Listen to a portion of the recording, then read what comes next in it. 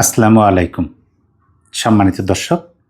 আজকে প্রচুর গরম সকাল থেকেই, সেই ভোর থেকে সূর্যের আলো তাপটা সেই, কিন্তু সকাল থেকেই কারেন্ট নাই। ঘামতে ঘামতে তারপরে কথাগুলো বলতেছি। আমি একটা ভিডিও ফুটেজ দেখলাম আজকে।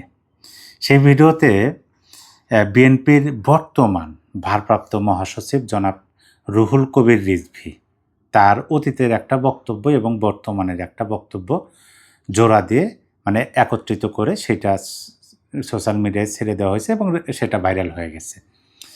সেখানে প্রথম অংশে জনাব রুহুল কবির রিজভীকে বলতে শোনা যায়, এই প্রথম অংশের বক্তব্যটা তিনি দিয়েছিলেন ২৯শে সেপ্টেম্বর ২০২৫ সালে। মানে ডক্টর ইউনূস যখন ক্ষমতায় ছিলেন তখন তিনি বলেছিলেন, এই যে প্রশাসনের মধ্যে দলীয়করণ করা, এটা হচ্ছে আওয়ামী ফ্যাসিবাদের লক্ষণ। দলীয়করণের কোনো অভিযোগ বিএনপি সরকারের বিরুদ্ধে ছিল না। এই কথাটা বলছেন ২৫ সালের সেপ্টেম্বরের ৯ তারিখে। মানে ডক্টর ইউনূস যখন তাদের নিজেদের লোক বা এই যে জামাতের নিজেদের লোক, দলীয় লোকদের যখন প্রশাসনের মধ্যে তারা বসাতে শুরু করছে, তখন এই কথাটা জনাব রুহুল কবির রিজভী সাহেব বলছেন এবং নিজের দলের উদাহরণ টেনে বলছেন যে দলীয়করণের কোনো অভিযোগই বিএনপির সরকারের বিরুদ্ধে ছিল না।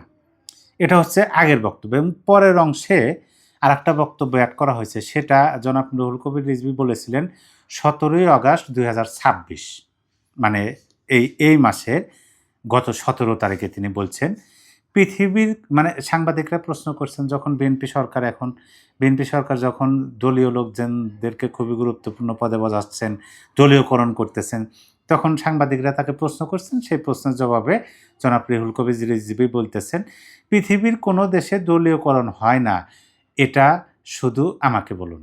মানে যিনি প্রশ্ন করছেন তাকে বলতেছেন যে পৃথিবীর কোথায় দলীয়করণ হয় না, আমাকে বলুন একটু। তারপরে তিনি বলতেছেন, মার্কিন যুক্তরাষ্ট্রে পুলিশ কমিশনার পর্যন্ত পলিটিক্যাল অ্যাপয়েন্টমেন্ট হয়। এই কথা বলতেছেন। এখন এই দুইটা বক্তব্য একত্রিত করা হয়েছে যে আপনি ২৫-এ বললেন কি আর ২৬-এ বলতেছেন কি? আপনার নির্বাচনের আগের বক্তব্য এবং নির্বাচনের পরের বক্তব্য তো মিল খুঁজে পাওয়া যাচ্ছে না।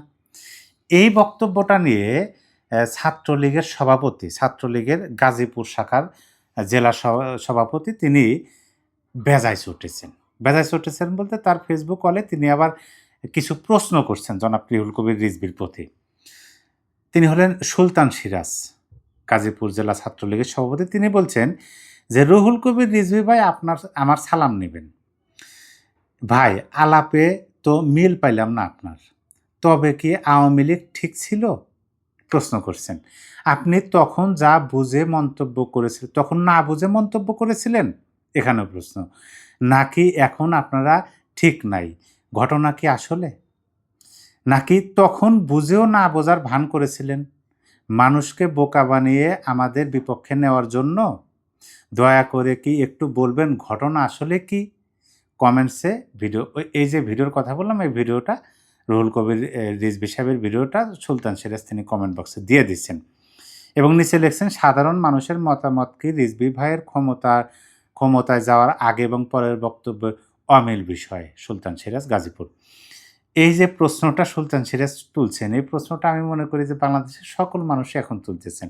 আর এটাই বাস্তবতা। বাংলাদেশের রাজনীতিতে নির্বাচনে মানে ক্ষমতায় আসার আগে এক ধরনের বক্তব্য দেন, সেই বক্তব্য আবার নিজেদের সুবিধার্থে আবার দেন। মানে নিজের একই বক্তব্য, নির্বাচনের আগের বক্তব্য, নির্বাচনের পরের বক্তব্য মিল খুঁজে পাওয়া যায় না। এইখানে যে সুলতান সিরাজ কয়েকটা প্রশ্ন করছে, প্রশ্নগুলো কিন্তু খুবই যুক্তিযুক্ত এবং বাস্তবতা যে আপনি যখন ক্ষমতায় নেই তখন আপনি বলতেছেন, হ্যাঁ এরকম কেন, দলীয়করণ কেন করা হইতেছে, দলের লোকদেরকে কেন বিভিন্ন গুরুত্বপূর্ণ পদে দেওয়া হচ্ছে, এ কথাগুলো বলতেছেন। আর ঠিকই ক্ষমতায় আসার পরে যখন আপনারা ক্ষমতায় আসলেন তখন ঠিকই আপনারা দলীয়করণ করতেছেন।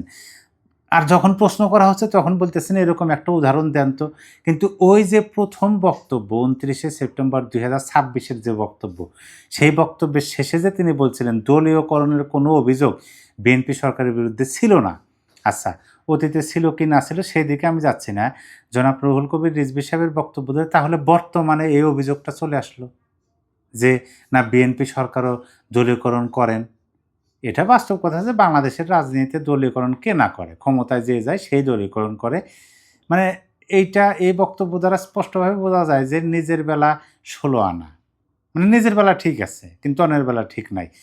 এই যে এই ধরনের বক্তব্য হয় কি যে নিজের বক্তব্যই একটা সময় নিজেদের বক্তব্যে নিজেদের বিপক্ষে দাঁড়ায় এবং দেশের সাধারণ মানুষ এই বক্তব্যগুলো দ্বারা তাদের কথার যে মূল্য, কথার যে ওয়েট সেই বিষয়গুলো খুব ভালোভাবে বুঝতে পারেন।